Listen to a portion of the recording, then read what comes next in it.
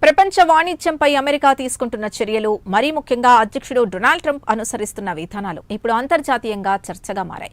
ఇప్పటికే ట్రంప్ విధించిన కొన్ని టారిఫ్లను అమెరికా సుప్రీంకోర్టు కొట్టివేసింది. ఆ తీర్పుతో కొంత గందరగోళం నెలకొంది. అయితే ట్రంప్ సర్కార్ ఇప్పుడిప్పుడే వెనక్కి తగ్గేలా లేదు. ప్రపంచ దేశాలపై పన్నులు విధించేందుకు 2 కొత్త పద్ధతుల్ని తెరపైకి తీసుకొచ్చారు ట్రంప్. వీటి వల్ల ప్రపంచ వాణిజ్యంపై ఎలాంటి ప్రభావం పడుతుందో, ఏ దేశాలపై ఎక్కువ పన్నులు పడతాయో అనే ఆందోళన కనిపిస్తోంది.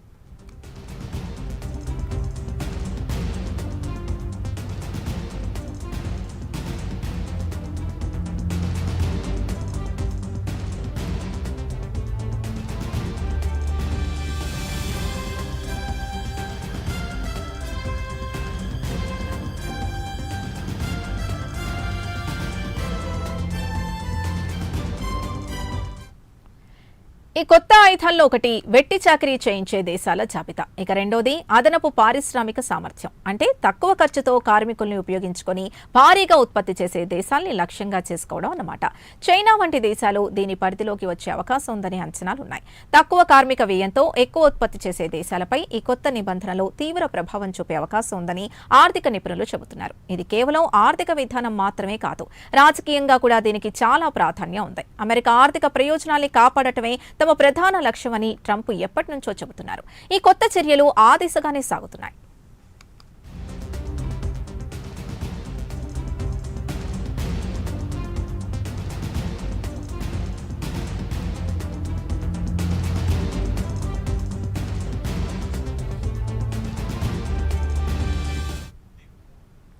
అమెరికా అధ్యక్షుడికి చట్టపరమైన అధికారం కల్పించే ట్రేడ్ యాక్ట్ 1974లోని సెక్షన్ 301ని ఈసారి ప్రధాన ఆయుధంగా ట్రంప్ సర్కార్ ఉపయోగించుకోనుంది.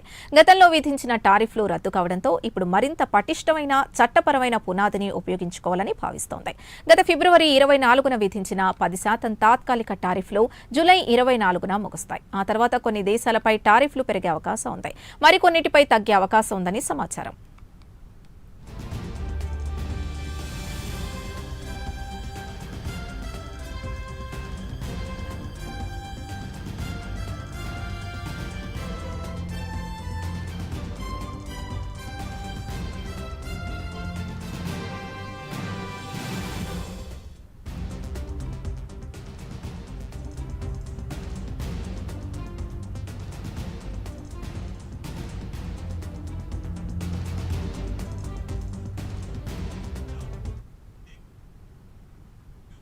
ఈ పరిణామాలన్నీ అంతర్జాతీయ వాణిజ్య సంబంధాలను సంక్లిష్టం చేస్తున్నాయి. ఇప్పటికే అమెరికాతో వాణిజ్య ఒప్పందాలపై భారత్ తాత్కాలిక సంతకాలు చేసింది. బ్రిటన్, యూరోపియన్ యూనియన్, దక్షిణ కొరియా, యూకే వంటి దేశాలు కూడా ట్రేడ్ డీల్స్ చేసుకున్నాయి. ముఖ్యంగా ఆటోమొబైల్స్ రంగంలో పన్నులు తగ్గించుకునేందుకు ఈ దేశాలు ఒప్పందాలు కుదుర్చుకున్నాయి. ఇప్పుడు ట్రంప్ తీసుకొస్తున్న కొత్త పన్నులు ఈ ఒప్పందాలపై ఎలాంటి ప్రభావం చూపుతాయో చూడాలి.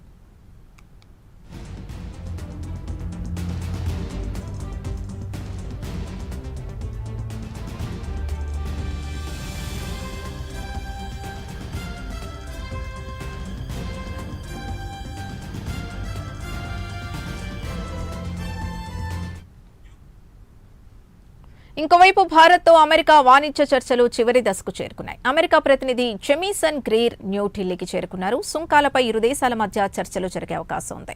ఈ చర్చల్లో కొత్త పన్నుల విధానం, వెట్టి చాకిరీ దేశాల జాబితా, అదనపు పారిశ్రామిక సామర్థ్యం వంటి అంశాలు ప్రస్తావనకు వచ్చే అవకాశం ఉంది. భారత్ తన ప్రయోజనాల్ని ఎలా కాపాడుకుంటుంది అనేది ఆసక్తికరంగా మారింది.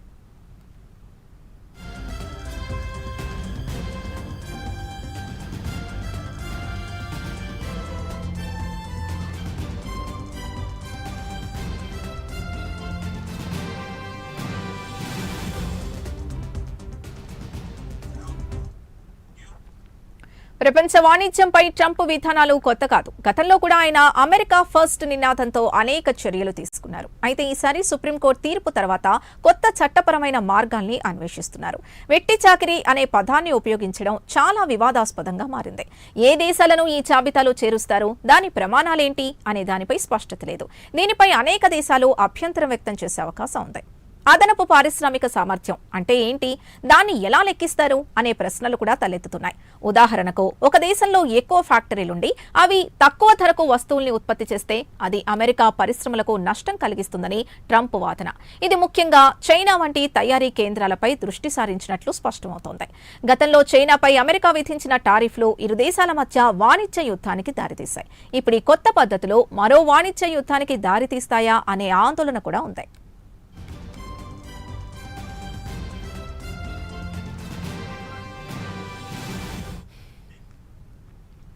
ఈ పరిణామాలన్నీ అంతర్జాతీయ ఆర్థిక వ్యవస్థపై పెద్ద ప్రభావాన్ని చూపే అవకాశం ఉంది. గ్లోబల్ సప్లై చైన్లు మారవచ్చు. కొన్ని దేశాల నుంచి దిగుమతులు తగ్గి మరికొన్నిటి నుంచి పెరిగే అవకాశం ఉంది. వినియోగదారులపై కూడా దీని ప్రభావం ఉంటుంది.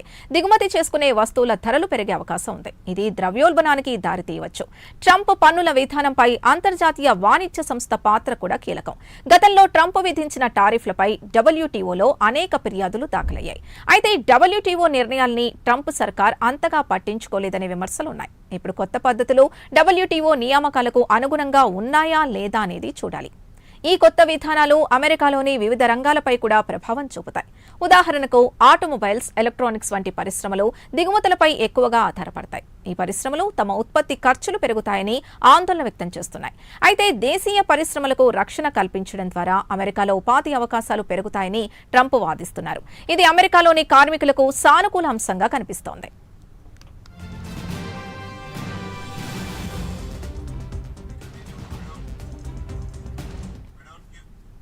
అమెరికా అధ్యక్ష ఎన్నికలకు ఇంకా చాలా సమయం ఉన్నప్పటికీ ఈ వాణిజ్య విధానాలు ట్రంప్ రాజకీయ ఎజెండాలో కీలక పాత్ర పోషిస్తున్నాయి.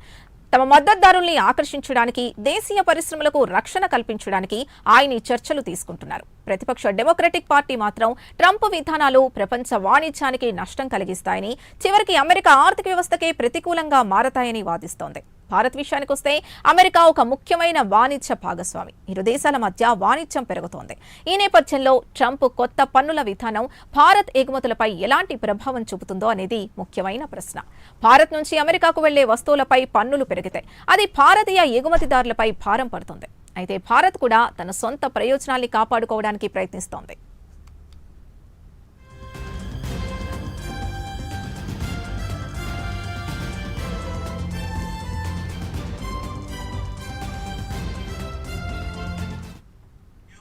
న్యూఢిల్లీలో జరుగుతున్న చర్చల్లో ఈ అంశాలు కీలక పాత్ర పోషిస్తాయి. భారత్ కొన్ని ఉత్పత్తులపై సుంకాలు తగ్గించాలని కోరవచ్చు. అలాగే అమెరికా కూడా తమ ఉత్పత్తులకు భారత మార్కెట్లో మెరుగైన ప్రాధాన్యత కోరే అవకాశం ఉంది. ఈ చర్చలు ఇరు దేశాల మధ్య వాణిజ్య సంబంధాలను ఎలా ప్రభావితం చేస్తాయో చూడాలి. అయితే వెట్టి చాకిరీ జాబితా లేదా అదనపు పారిశ్రామిక సామర్థ్యం వంటి ఆయుధాలను ట్రంప్ ఏ విధంగా ఉపయోగిస్తారు అనేది ఇంకా స్పష్టత లేదు. ఈ జాబితాలను రూపొందించడానికి ఏ పద్ధతుల్ని అనుసరిస్తారు, ఏ దేశాలపై ఈ నిబంధనల్ని వర్తింపచేస్తారు అనే దానిపై అధికారిక ప్రకటన రావాల్సి ఉంది. ఈ విషయంలో పారదర్శకత లేకపోతే అంతర్జాతీయంగా మరింత గందరగోళం ఏర్పడే అవకాశం ఉంది.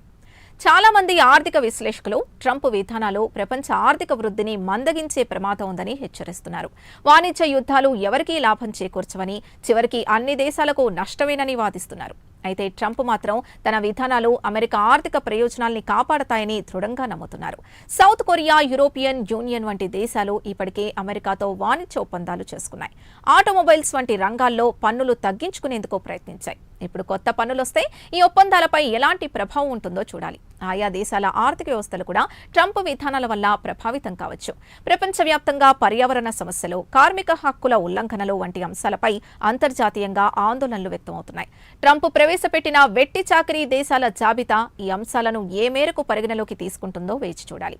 కేవలం వాణిజ్య ప్రయోజనాల కోసమే ఈ జాబితాను ఉపయోగిస్తారా, లేక మానవ హక్కుల అంశాలను కూడా పరిగణలోకి తీసుకుంటారా అనేది స్పష్టంగా లేదు.